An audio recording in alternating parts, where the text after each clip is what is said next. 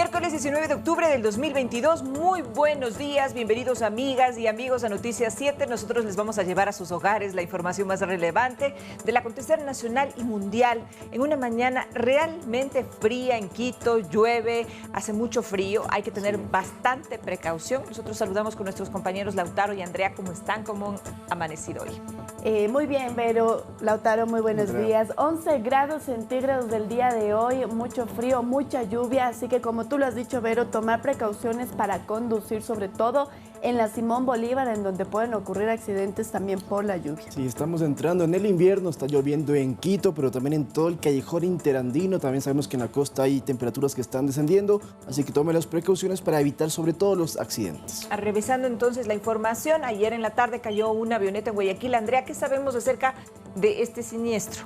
Hay datos preliminares que dan cuenta de 2 personas fallecidas, del piloto habría sobrevivido, pero aquí le tenemos la información detallada de lo que ocurrió el día de ayer. Así es, estaremos pendientes entonces del desarrollo de esta noticia. Lautaro, el gobierno entregó 2 nuevas preguntas en la Corte Constitucional a propósito de la consulta. Coméntanos, por favor, de qué se tratan. Así es, Vero. Bueno, estas preguntas están enmarcadas en las facultades del Consejo de Participación Ciudadana y Control Social para la designación de autoridades. Son 2 preguntas que le vamos a explicar aquí exactamente de qué se tratan y también contarles que hay otras preguntas que la próxima semana podrían incluirse. Y conocer también el estado, cómo está el proceso de aceptación o no de las preguntas de la consulta popular en general. Estaremos revisando entonces eso, Lautaro. Amigos televidentes, además les hacemos una invitación cordial para que nos puedan sintonizar a través de www.eltelegrafo.com.es. Recuerden que somos retransmitidos por Radio Pública FM y también pueden participar y seguirnos por nuestras redes sociales. Iniciamos, bienvenidos.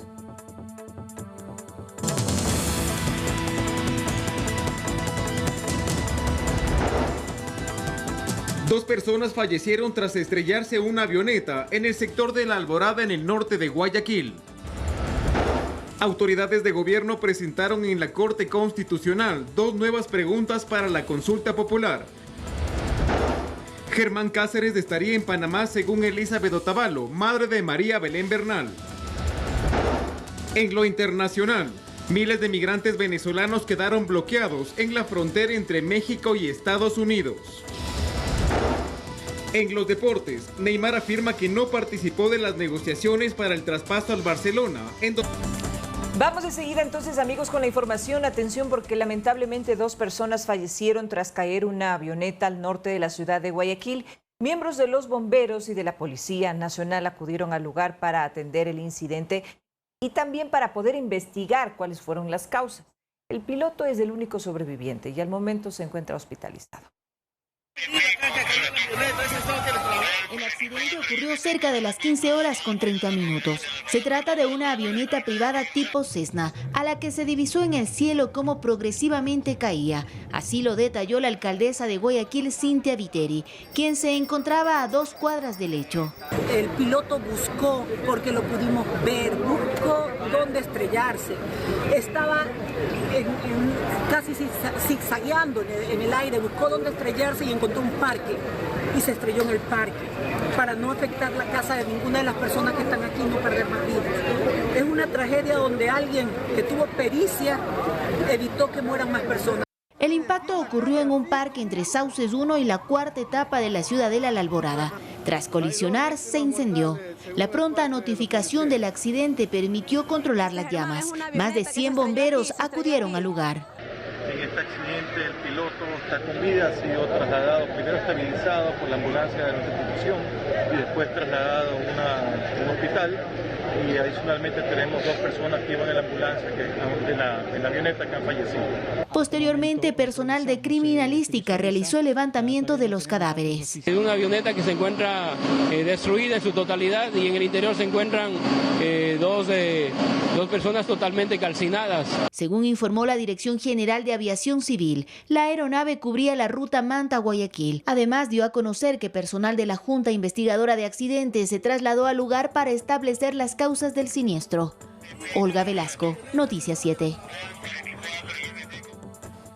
Esto ocurrió más o menos a las 17 horas del día de ayer. Como habíamos escuchado y ya en la nota lo ha dicho, la alcaldesa de Guayaquil, Cintia Viteri, estuvo a 2 cuadras aproximadamente en una actividad de la municipalidad y pues llegó hasta el lugar, fue una de las primeras autoridades que llegaron hasta este sitio, que fue luego evacuado porque como vemos en videos ya, la avioneta ardió en llamas y tenían pues por emergencia que evacuar la zona. Lo que destacaron las autoridades es la maniobra que realizó el piloto para poder caer en el parque y no en una casa en donde pudo haber más víctimas mortales. Y es que las imágenes son estremecedoras, ver cómo está descendiendo la avioneta. Efectivamente destacaron la buena maniobra del piloto, que sigue con vida, está siendo atendido en un hospital de Guayaquil y con un pronóstico favorable. Todo indica que va a poder salvarse porque no tiene órganos vitales comprometidos por esto que ha sucedido. Sí tiene quemaduras, pero también se ha mencionado que los bomberos actuaron de forma muy rápida para evitar que la avioneta, luego de impactar en tierra, estallara, que era lo que debería haber sucedido por la magnitud de este evento. No fue así y no hay casas tampoco que estén entonces destruidas o con mayores problemas. Podemos comentarles también que sobre los fallecidos, uno de ellos, el capitán Rosero, tenía una larga experiencia en el tema de aviación, inclusive él fue fundador, ustedes recordarán, de la aerolínea Aeroregional, que estaba operando aquí en el país. Él fue su fundador, junto con su hermano. La vendió en 2018. Y en cambio, esta nueva compañía, que es Labores Aéreas, lo que se encargaba era de fumigación. Todavía no conocemos exactamente qué estaba haciendo la avioneta, es de Manta a Guayaquil, pero lo que hace la compañía y lo que se entiende es que la avioneta prestaba este tipo de servicios de fumigación y control de plagas por vía aérea. Solamente para complementar, Lautaro, esta avioneta entonces era de un operador privado. Privada, sí. Y tenía 3 pasajeros a bordo. Tenía 3 pasajeros, los 3 pasajeros eran pilotos, capitanes de aviación, el término exacto. Ellos estaban haciendo esta ruta desde Manta a Guayaquil, estaban cerca de aterrizar en Guayaquil. Se desconoce si fue una falla mecánica, todo indicaría que sí, pero todavía no hay un pronunciamiento oficial sobre esto. Sin embargo, reiteramos, la buena pericia, como dijo la alcaldesa, la habilidad del piloto Cristian Armendáriz evitó que esta tragedia hubiese cobrado muchas más vidas. Ahora, lo importante es que las autoridades, sobre todo del sistema eléctrico, puedan acudir al sector, porque se manifiesta que muchos moradores están preocupados por la caída de los cables de alta tensión. Sí, es que cayó en una zona urbana llena de domicilios, donde claro, hay los cables eléctricos y pudo haber sido una tragedia mucho más grave. ¿Se acuerdan ustedes, compañeras, un avión de Iberia que aterrizó en el viejo aeropuerto de Quito y que casi se va contra las casas? O me parece que sí les golpeó a los domicilios, ¿no? Esto fue hace varios años. Entonces, sí, eso es lo que sucede también cuando tenemos aeropuertos dentro de las ciudades. Estaremos pendientes entonces, amigos, de esta información, y mientras tanto les contamos que en rueda de prensa Elizabeth Otavalo, madre de María Belén Bernal, aseguró que Germán Cáceres estaría en Panamá.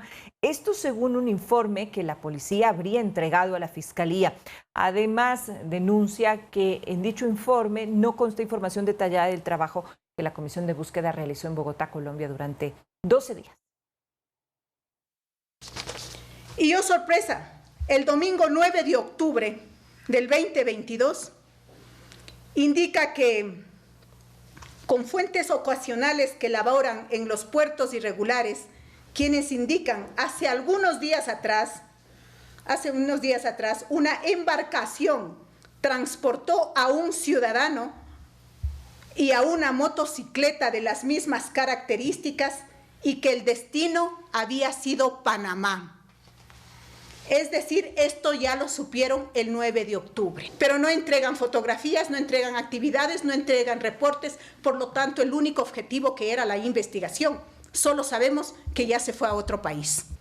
No dicen nada en las recomendaciones para decir dónde le vamos a buscar a Germán Cáceres.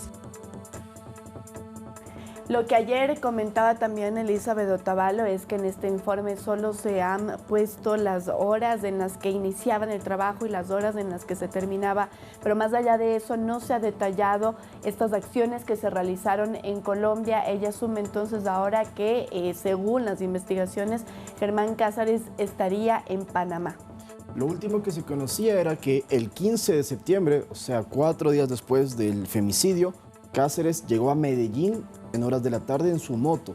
Desde entonces la policía dijo que no podían dar más información, que ellos sí lo tienen localizado, que tienen indicios de dónde se encontraría, pero por el tema de las investigaciones no lo podían revelar. Eso es lo que nos ha manifestado la policía en múltiples ocasiones, que por eso no pueden contar exactamente está en tal sitio, para que eso no altere el tema de que, bueno, Cáceres se entera de que saben dónde está y puede moverse. Es parte de los protocolos policiales. Recordemos que la Policía Nacional también ha tenido contacto con Ameripol, que es este colectivo de policías, sobre todo de Centroamérica, donde Panamá está incluida, para que si lo localizan lo puedan atrapar, y ya hay una boleta de Interpol, es decir, si Cáceres efectivamente estuviese en Panamá y lo encuentran, lo pueden traer al Ecuador, lo pueden capturar. Ahora, dentro de este tema, que es muy importante también contarle a la gente sobre Cáceres, realmente no sabemos todavía a ciencia cierta cómo llegó a Panamá, hay este indicio, y la gente puede preguntarse, pero bueno, ¿qué tan difícil es cruzar Colombia-Panamá, que son países fronterizos?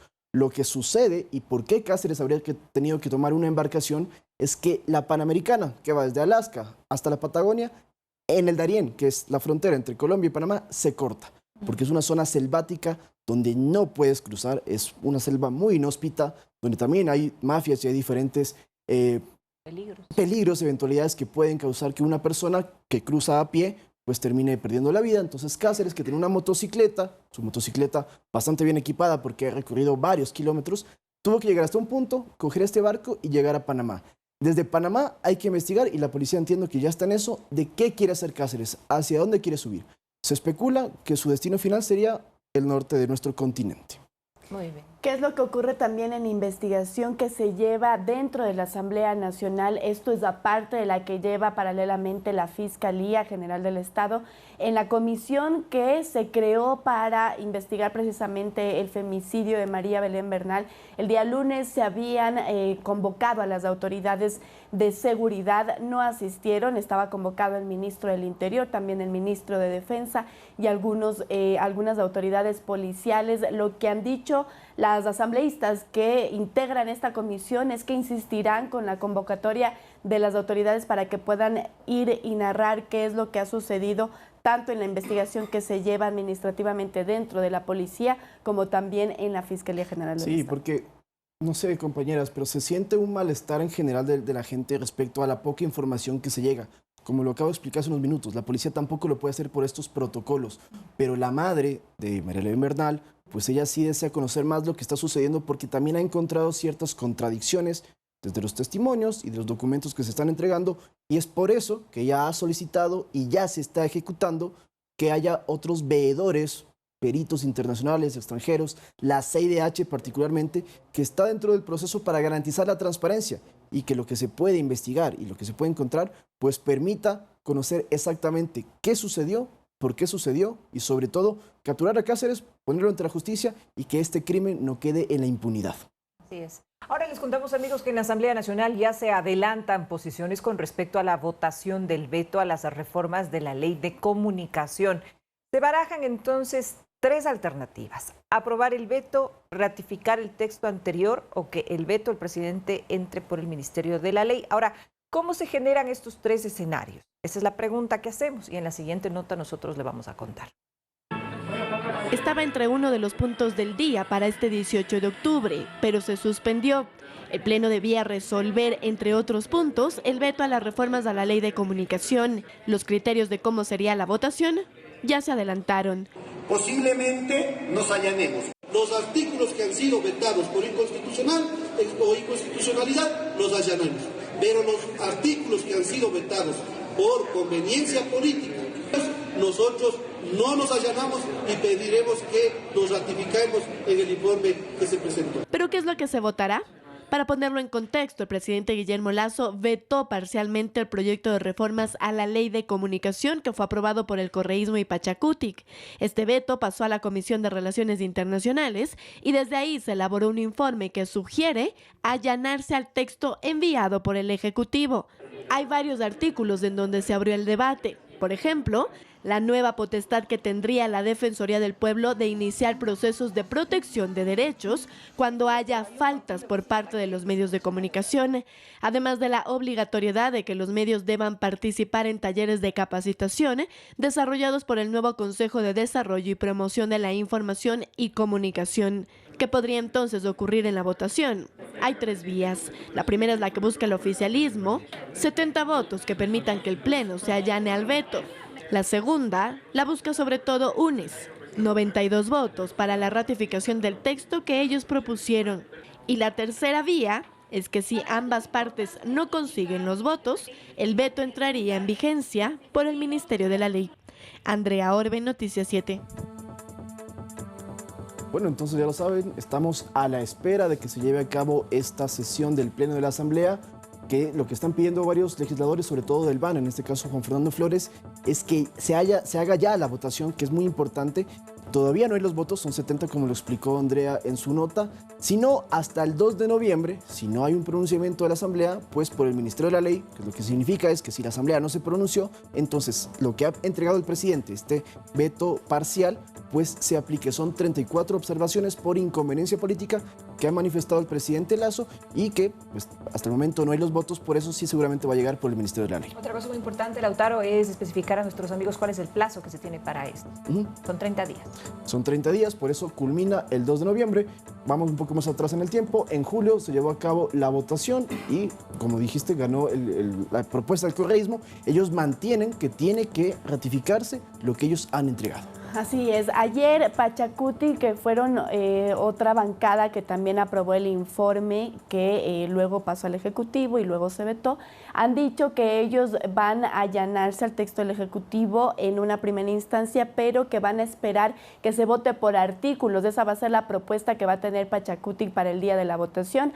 Además, de parte de la izquierda democrática también hay una intención de allanarse al texto del Ejecutivo. Sin embargo, recordemos que hace pocos días cambió el jefe de bancada de la izquierda democrática y eso ha causado división entre sus integrantes, no solo de ahora, esto ya ha habido también este mismo problema hace varios meses y eso genera entonces que no se sepa a ciencia cierta cómo va a votar la bancada de izquierda democrática en su complemento, digamos, entera. ¿Y este informe es vinculante, Andrea?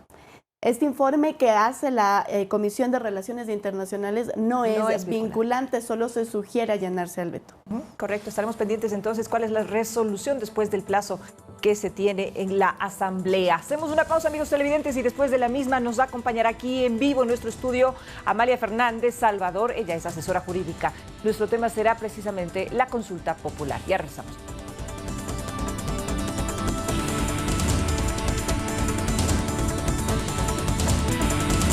7 de la mañana con 19 minutos, nosotros continuamos con más información. Las principales autoridades del Ministerio de Gobierno acudieron a la Corte Constitucional para presentar 2 nuevas propuestas de pregunta para la consulta popular. El eje central son las facultades del Consejo de Participación Ciudadana y Control Social. Veamos. Un segundo intento es lo que hizo el gobierno al llegar en horas de la mañana a la Corte Constitucional y reformular una de las preguntas negadas la semana pasada. La Corte no había aceptado como enmienda al planteamiento de que la designación de autoridades recaiga en la Asamblea Nacional y ya no en el CPCCS. Y hemos descompuesto esa pregunta en 2 preguntas, pero refiriéndonos siempre al Consejo de Participación Ciudadana y Control Social. Las preguntas que entregó el gobierno son las siguientes. ¿Está usted de acuerdo con eliminar la facultad de designar autoridades que tiene el Consejo de Participación Ciudadana y Control Social e implementar procesos públicos que garanticen participación ciudadana, meritocracia y escrutinio público, de modo que sea la Asamblea Nacional la que designe a través de estos procesos a las autoridades que actualmente elige el Consejo?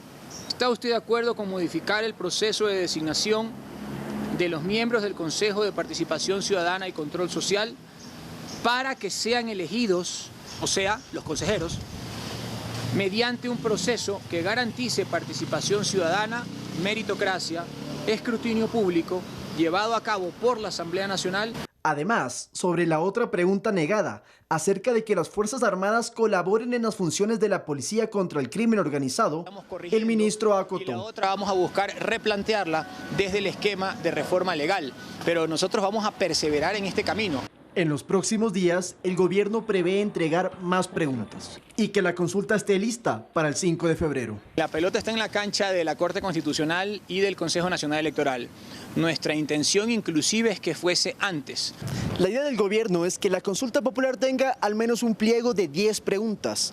Estas nuevas o complementarias abordarían temas en materia de seguridad, institucionalidad, que por ejemplo en segunda vuelta también se vote por asambleístas, o preguntas de naturaleza económica. Sin embargo, todas ellas aún están por definirse antes de entregarse aquí en la Corte Constitucional. Con cámaras de José Luis Gualotuña, Lautaro Andrade, Noticias 7. Y como lo habíamos anunciado, para hablar sobre el mismo tema, ya se encuentra en esta mesa de trabajo Amalia Fernández Salvador. Ella es especialista en asuntos regulatorios de la Presidencia de la República del Ecuador. Muy buenos días, muchísimas gracias por su presencia el día de hoy aquí. Entiendo que ustedes fueron parte del grupo que armaron las preguntas. ¿Cuál es la intención precisa del gobierno con estas dos preguntas que ingresaron ayer a la Corte? Buenos días, Andrea, qué gusto, gracias por la invitación. Buenos días a los televidentes. Las preguntas fueron replanteadas respecto al Consejo de Participación Ciudadana específicamente. La Corte Constitucional en el dictamen 422 RC señaló que podía ser tramitada vía enmienda constitucional, en primer lugar, que el Consejo de Participación Ciudadana sea modificado el mecanismo de selección de los consejeros, que no sean elegidos mediante elección popular.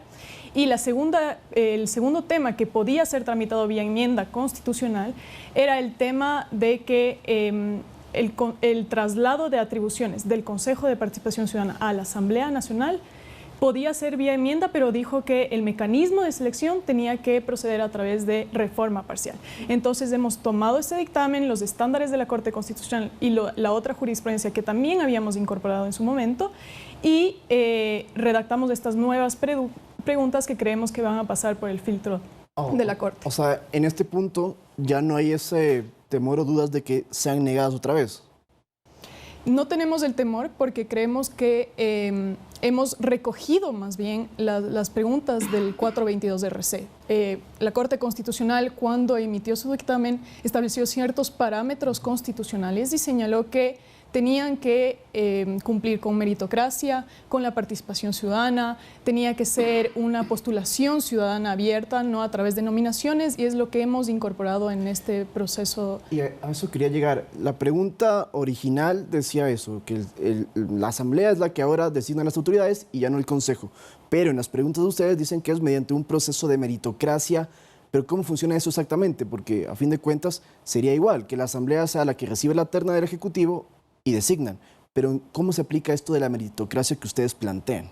Bueno, nosotros planteamos tres procesos. El primero es a través de todas las autoridades de control. Específicamente señalamos las autoridades de Fiscalía, Contraloría, etcétera, van a ser designadas a través de un proceso dentro de la Asamblea por una comisión técnica. La comisión técnica va a estar conformada por 5 delegados del Estado, 2 ciudadanos y 2 miembros de las universidades, y su informe va a ser vinculante. Esto quiere decir que va a aportar con tecnicidad al proceso, pero será el Pleno de la Asamblea Nacional el que aprobará o denegará el informe. Ya, de acuerdo. Entonces, hay un anexo en estas dos preguntas que ingresaron ayer a la Corte Constitucional. ¿Cuáles serían las atribuciones entonces del Consejo de Participación Ciudadana si se traslada la designación de autoridades hacia la Asamblea Nacional? El Consejo de Participación Ciudadana tiene otras atribuciones que son la lucha contra la corrupción y también el fomento de la participación ciudadana. En nuestro proceso velamos porque el Consejo de Participación Ciudadana cree las vedurías que acompañarán el proceso de designación de autoridades como le corresponde según la Constitución. Y entonces, si se aplica esto y los ecuatorianos votan a favor, en estas elecciones de febrero sería la última vez que vamos a votar por los consejeros del CPCCS. Muchas gracias por la pregunta, Lautaro. Justamente esa sería la idea, que sea la última elección por la que se elijan a los consejeros, pero esperamos que el momento que ya se elijan por sufragio universal a los consejeros, estos ya no tengan las atribuciones de designación de autoridades. Pero, Ahora, solo para acabar el punto. A ver, actualmente uno puede candidatizarse, cualquier persona puede presentar su candidatura al CPCCS, pero si ahora va a ser la asamblea, y por cierto, dentro de esto, que cualquiera puede presentarse, se habla mucho de que atrás están cobijados políticamente. ¿Cómo vamos a evitar que si la asamblea designa estos vocales, no haya más intervención política de los partidos? Justamente el proyecto del presidente recoge esta observación, es decir, por eso creamos esta comisión técnica que, como he repetido ya y el nombre lo señala, va a ser técnica. Es decir, al ser un informe vinculante el que seleccione a las autoridades, el Pleno tendrá que establecerse a lo que dice el informe vinculante. No podrá señalar, no, esta persona no me parece bien porque no responde a mis intereses. No, es a base de meritocracia. Es decir, yo, una persona que cumplo con todos los parámetros para ser fiscal general del Estado, por ejemplo, yo puedo designar, puedo participar y por mis méritos, por mi experiencia, por mi hoja de vida, voy a ser designada como fiscal general del Estado. Claro, eso sí, pero por ejemplo, yo quiero ser del Consejo de Participación Ciudadana, yo un ciudadano común, y ahora la Asamblea me elige. ¿Cómo hago para presentarme o cómo se evalúa esta meritocracia? Perfecto. Justamente hemos por eso incorporado la postulación ciudadana abierta, es decir, cualquier ciudadano podrá participar y presentarse ante el Pleno de la Asamblea Nacional y se remitirá la carpeta a la Comisión Técnica y la Comisión Técnica será la que valorará si cumple o no con los requisitos y además cuál es su valoración con toda la hoja de vida que uno podría tener. ¿Cómo entender ahora, este año hemos visto cuál es la aprobación que tiene la ciudadanía de la Asamblea Nacional respecto de sus acciones? ¿Cómo entender ahora que se le traslade a la Asamblea Nacional, que tiene tan baja aprobación en este momento, una responsabilidad como elegir autoridades, ya sea Contraloría General del Estado, etcétera? La consulta ciudadana fue armada con 3 ejes y uno de esos ejes son las reformas institucionales. Eso quiere decir que el Consejo de Participación Ciudadana o las reformas del Consejo de Participación Ciudadana tienen que ser entendidas con las otras preguntas en este eje.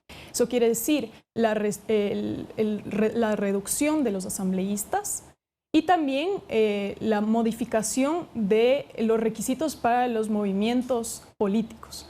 Entonces, con estos requisitos, con estas reformas, estructuralmente, la Asamblea Nacional va a mejorar su representatividad y va a poder adquirir estas atribuciones que se le van a ser entregadas. ¿Por qué no regresarlo, por ejemplo, a lo que era antes del Consejo Nacional Electoral, haciendo también este proceso casi de meritocracia?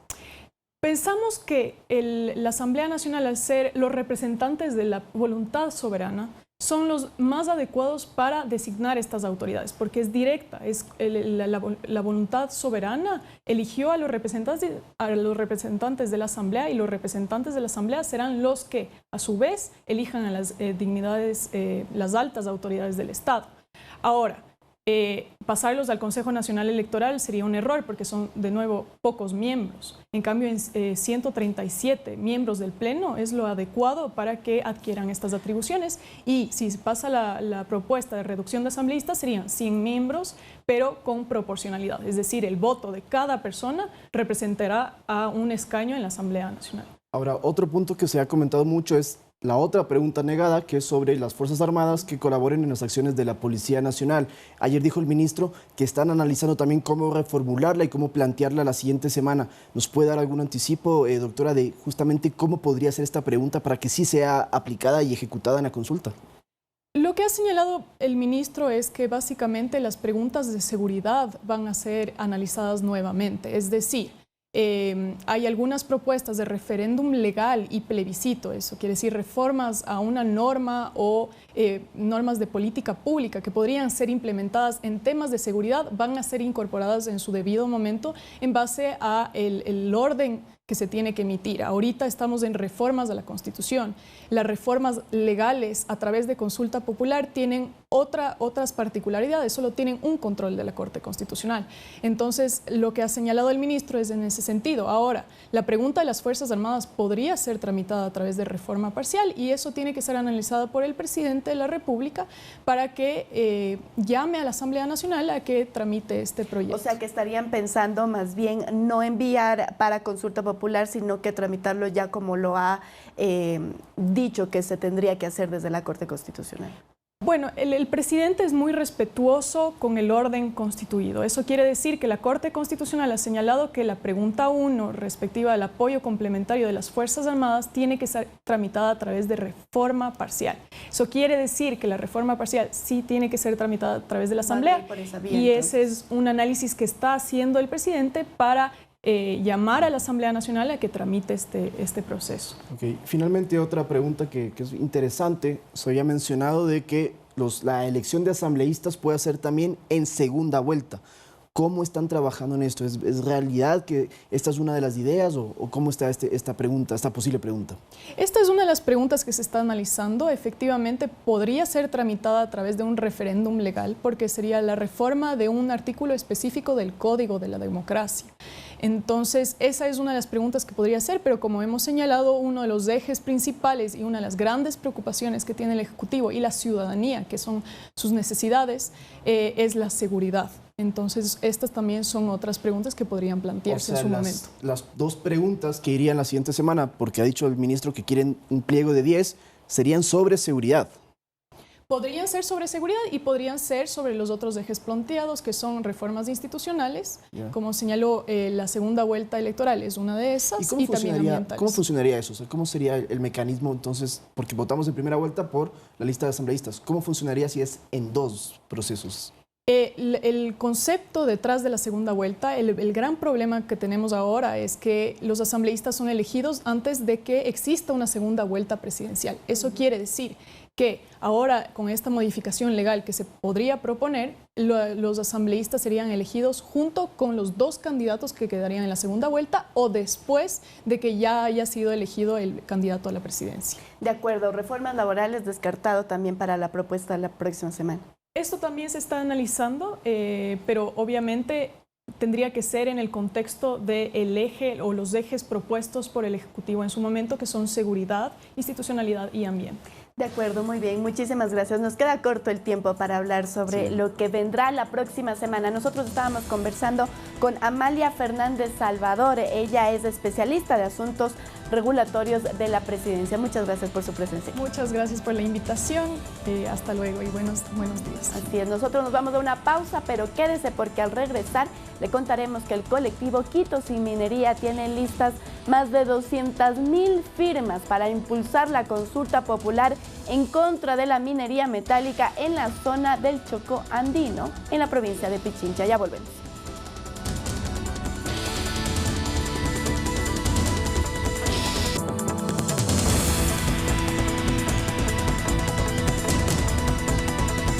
De la mañana con 36 minutos, amigos televidentes, seguimos informando aquí en Noticias 7. Más de 70.000 docentes se inscribieron en el proceso de calificación como candidatos aptos para el magisterio. La fase de las pruebas psicosociales iniciaron este 18 de octubre. Este 18 de octubre arrancó la fase de evaluación psicológica para los docentes que buscan la calificación como candidatos aptos en el magisterio. La ministra de Educación, María Brown, explica que este proceso es para posteriormente poder participar en los concursos de mérito y oposición. Junto con otros docentes que cumplen ya con esta condición en la segunda parte de los concursos de méritos y oposición, ya para acceder a una partida de nombramiento definitivo en el Magisterio Nacional. Esta primera etapa busca evaluar la personalidad y los rasgos psicosociales del docente. Poder estar al frente de un aula.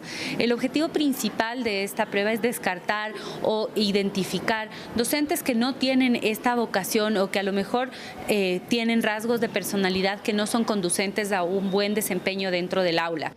Algunos de los educadores que rindieron el examen manifestaron que es un filtro necesario. Creo que las preguntas están bastante enfocadas en poder conocer en realidad varios aspectos que se han presentado ya problemas en la educación y que esto lo lograría regular, ¿no? Creo que todo ser humano necesita ser evaluado antes de para poder tener una actividad más que todo relacionada con estudiantes, con jóvenes niños. Esta fase del proceso se dará hasta el próximo martes 25 de octubre. En total, son 3 fases de evaluación que se darán en 250 sedes a escala nacional para 70.394 docentes inscritos. Aquí no hay un límite del número de personas que van a tener la calidad de aptos. Es un primer filtro en donde estas más de 70.000 personas van a poder verificar si luego podrán postular al concurso como tal, ya con un número de partidas partidas definido. Los resultados de los candidatos aptos se dará el próximo 27 de diciembre y podrán participar en la convocatoria que se tiene prevista para el 2023. Manuela Bedón, Noticias 7.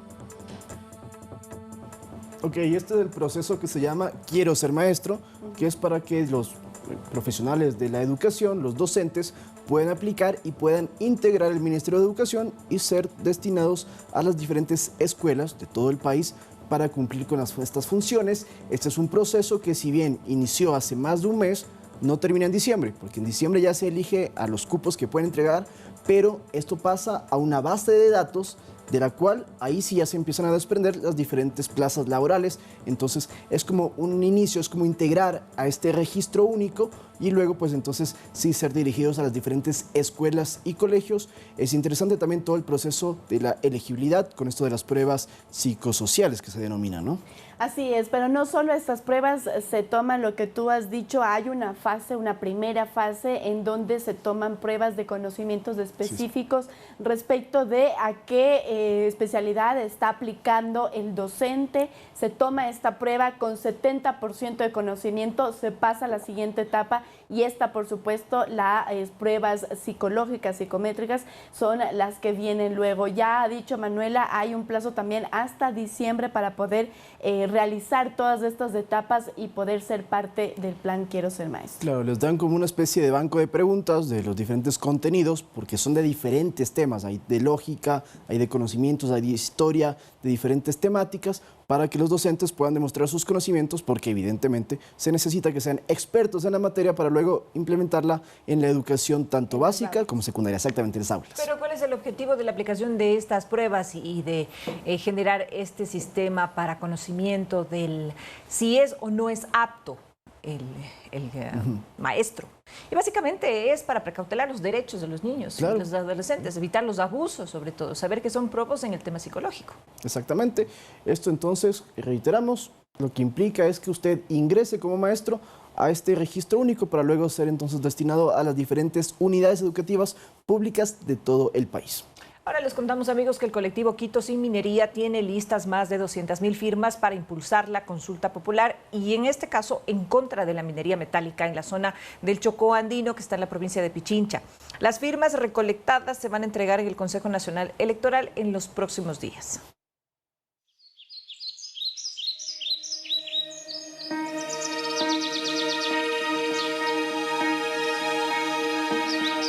El Chocó Andino es un mundo mágico lleno de vida y naturaleza.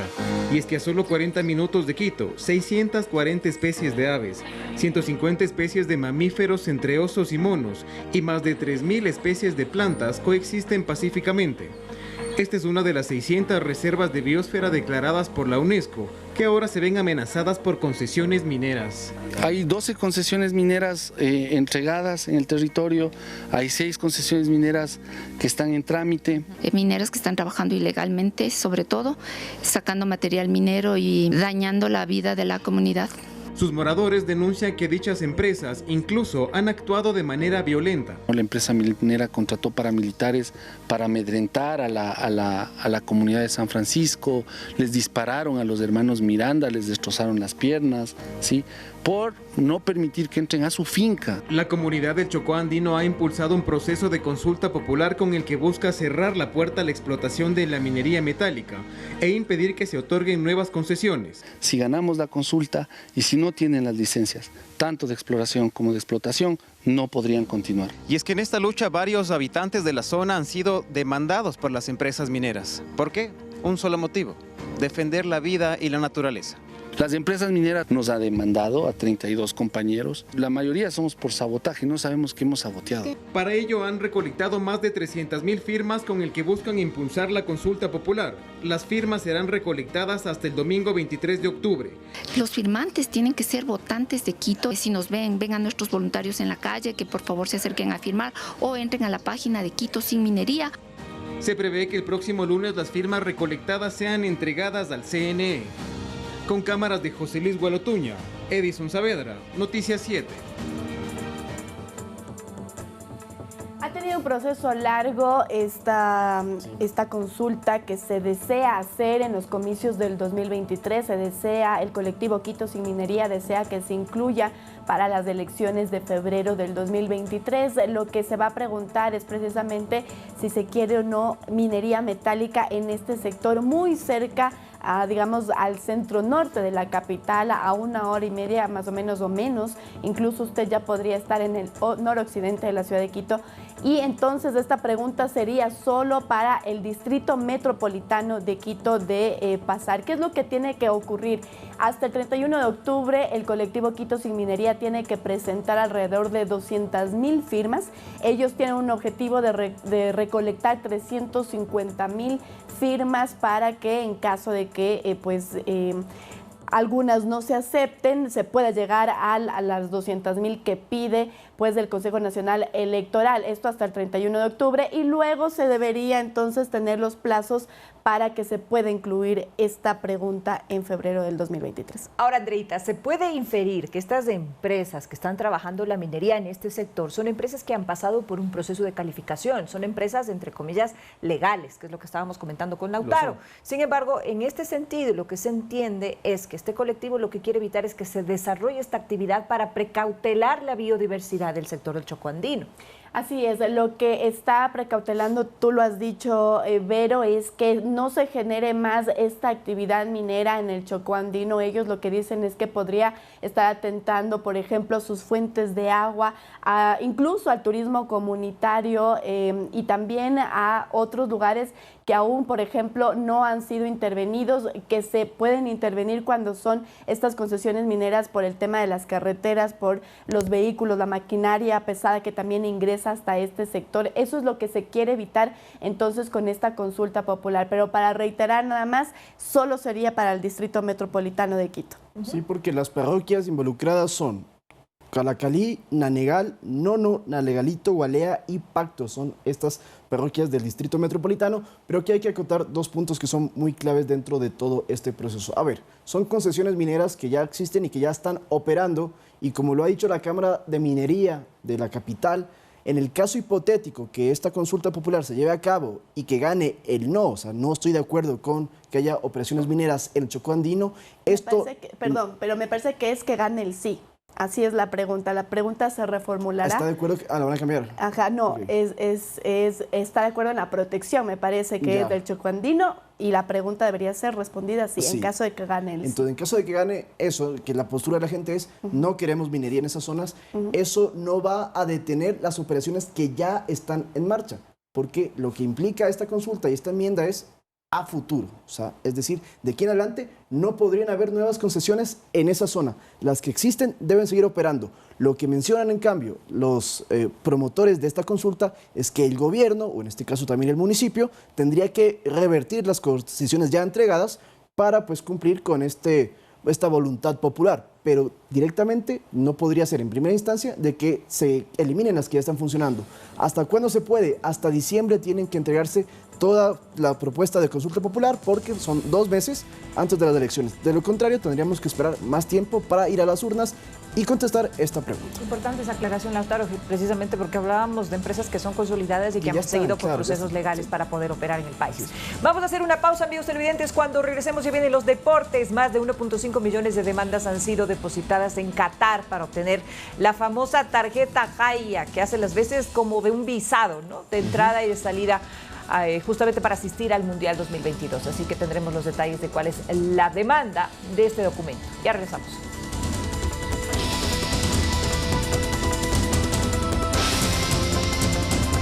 Es muy buena idea, por cierto, estaremos esperando esa nota. Claro que sí. Nosotros nos despedimos. Gracias, amigos televidentes, por habernos acompañado. Excelente este noticiero, y por supuesto les invitamos para que nos puedan acompañar en la siguiente emisión a las 19 horas en nuestro noticiero estelar con la ampliación de estas y otras noticias que hemos tratado en esta mañana. Así es, abríguense mucho, lluvia en la capital. Bastante limonada, tecito caliente, miel de abeja, todas esas cosas. Y mucho, mucho cariño. Muy bien. Buen día para ustedes.